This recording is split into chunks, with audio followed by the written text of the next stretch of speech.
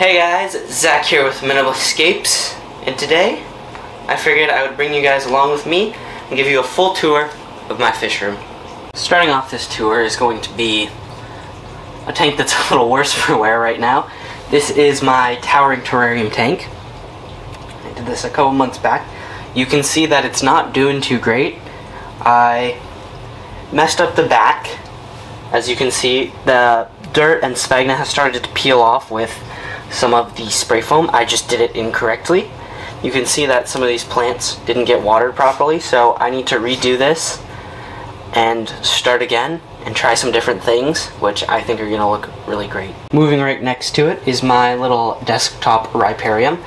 This tank is going phenomenally. I couldn't ask for better. I've added in a couple stems of some other bigger plants in here since I built it, but it's really looking great, and you can see that the ferns up top, this is all new growth up here, this is some new growth, this is some new growth. It's doing fantastically. I haven't added anything in yet, but I'm thinking I'm probably going to add in a couple of just some red cherry shrimps soon. Moving along from that is my Dutch style ecosystem bowl. Again, since I've set this up, this tank has been doing phenomenally. I don't know if the camera can catch it, but there's a little shrimp right there, and they're doing great in here. And plants have grown in. I haven't trimmed them yet, but I'm thinking I'm probably going to trim in the next week. They're starting to get a lot longer, and they finally rooted, so they're growing like crazy, and I couldn't ask for any better. Moving right along, I've got this, my floating island aquascape. You can see that it's very overgrown, and the moss has really taken over. I'm going to cut that all back soon. Again, probably in the next week, but I want to let it grow out a little bit more so that I have more usable pieces. And on this tank, all I'm running is just a little gooseneck light. And the plants are doing great.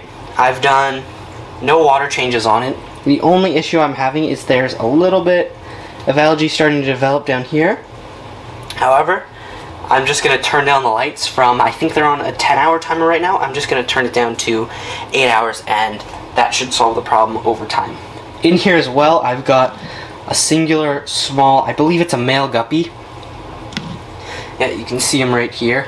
I just separated him out from a group that I had just because he developed a little faster, and it was with a group of specifically blue grass guppies.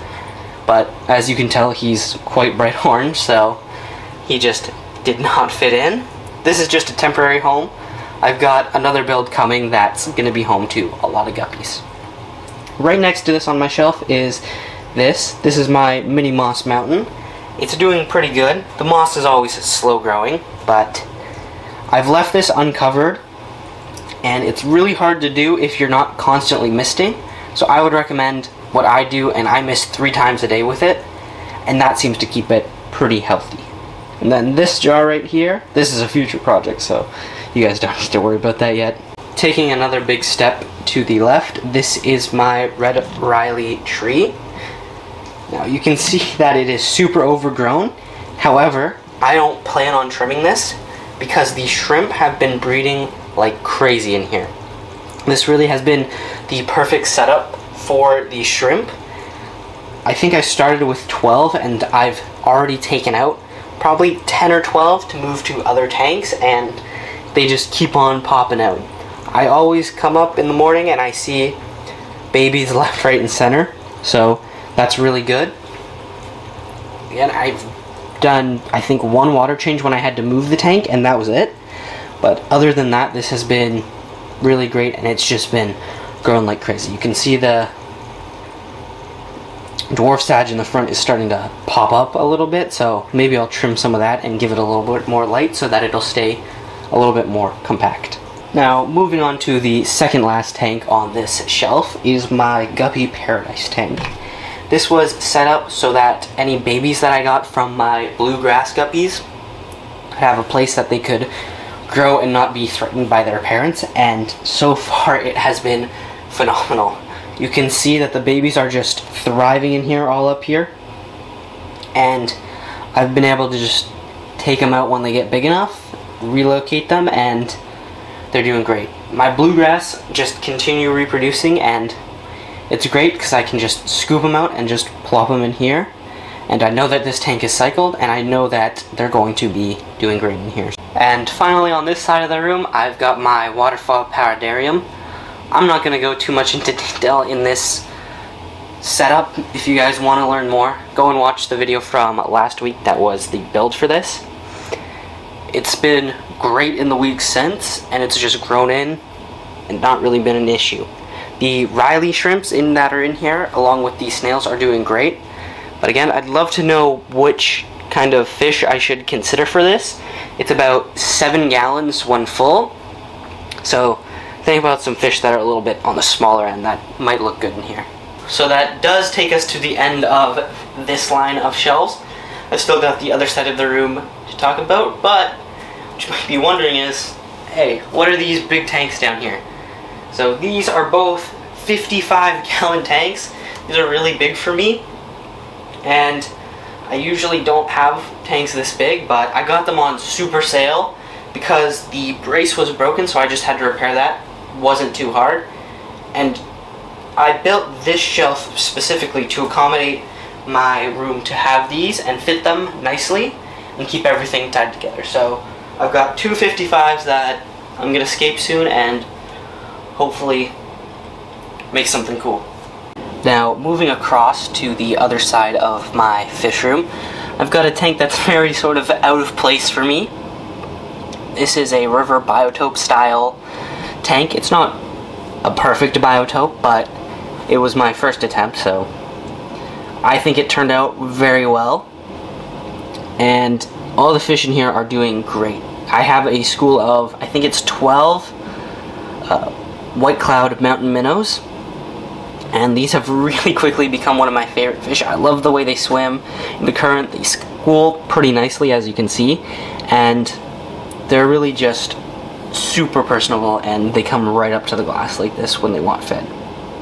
As you can see with this tank, though, there's not very much plants, and I've got pretty decently high lighting on it. So an issue that I've run into now is I've got algae starting to grow on some of these rocks, but don't worry, I've got a whole crew of pond snails, bladder snails I should say, sorry, that are working their butts off to get that all done. But other than that, this tank is really turned out to be something that I didn't expect to love. Now, moving just above the river biotope, this is my sparkling gourami tank, and it's doing fantastically.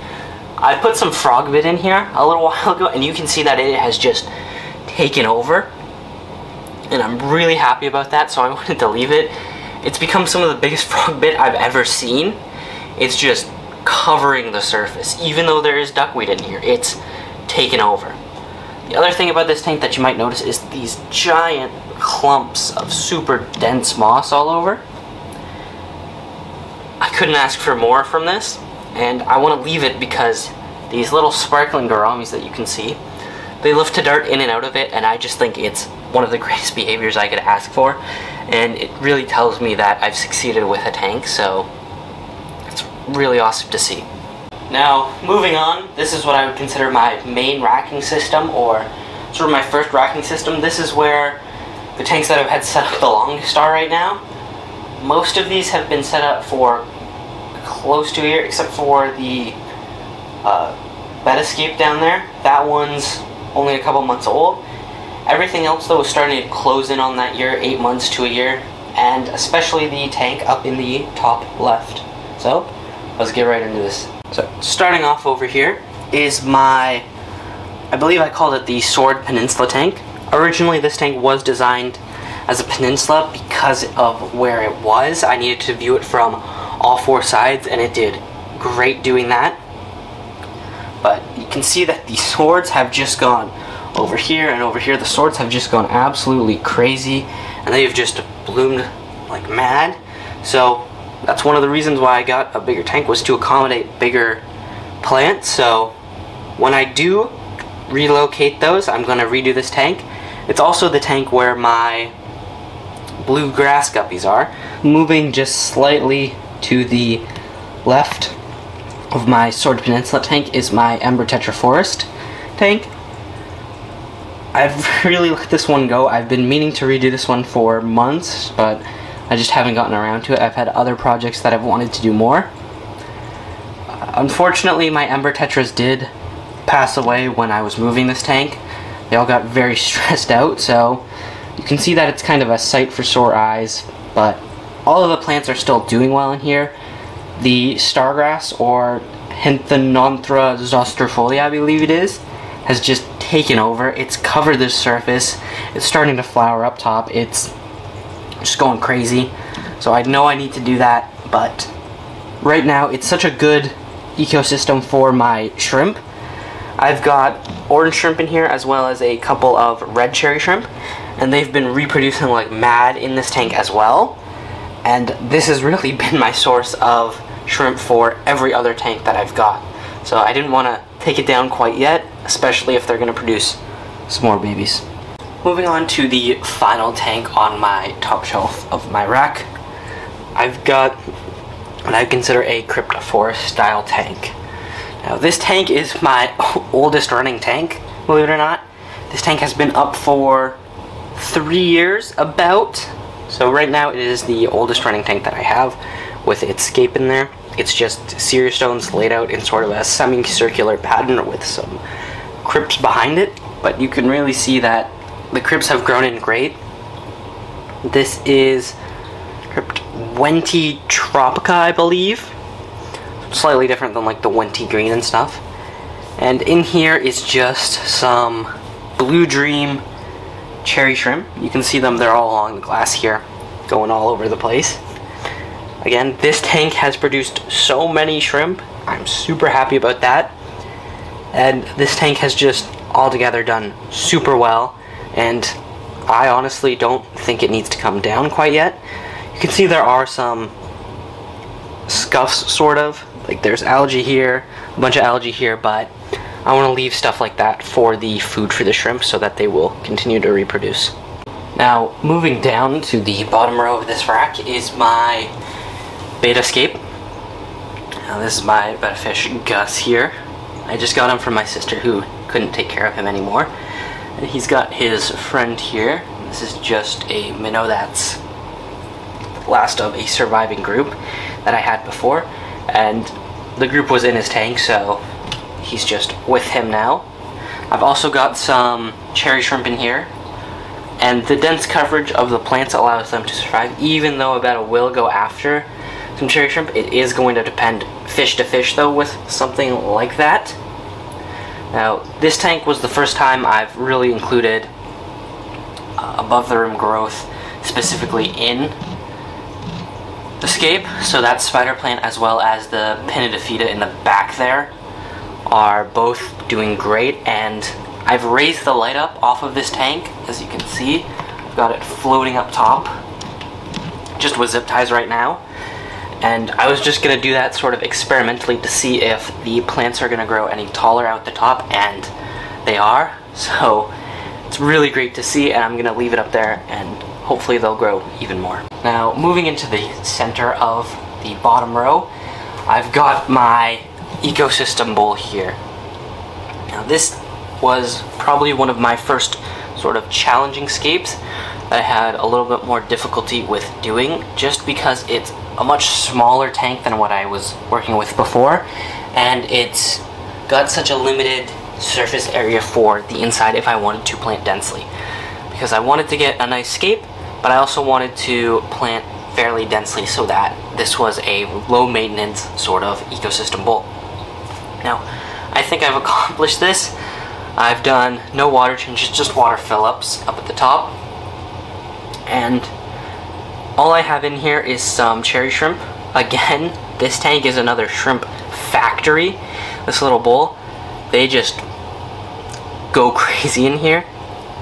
And anytime I've got reds in any tank, they're from this tank originally.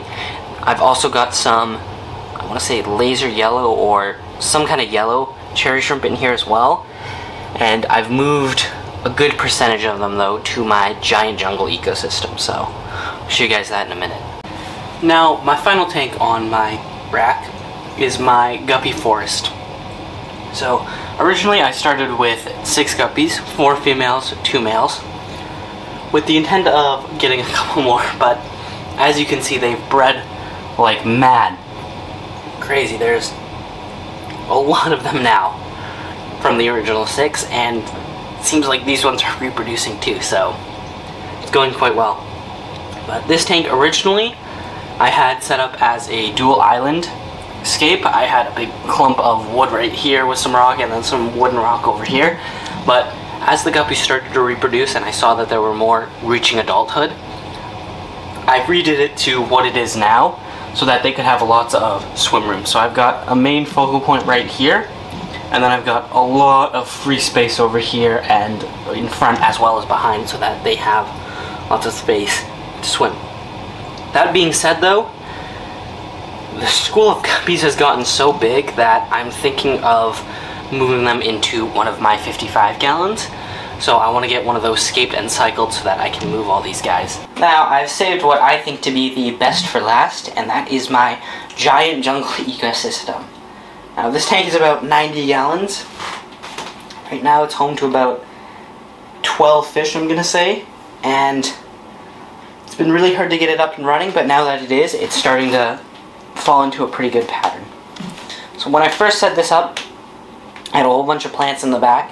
However, a couple of them have died off. So I think I had Rotala Walichi, and that just did not last very long as one of them.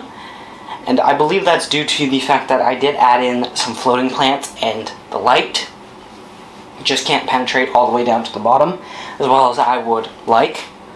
So for the first couple of months, the plants at the bottom really suffered, and I just didn't realize why.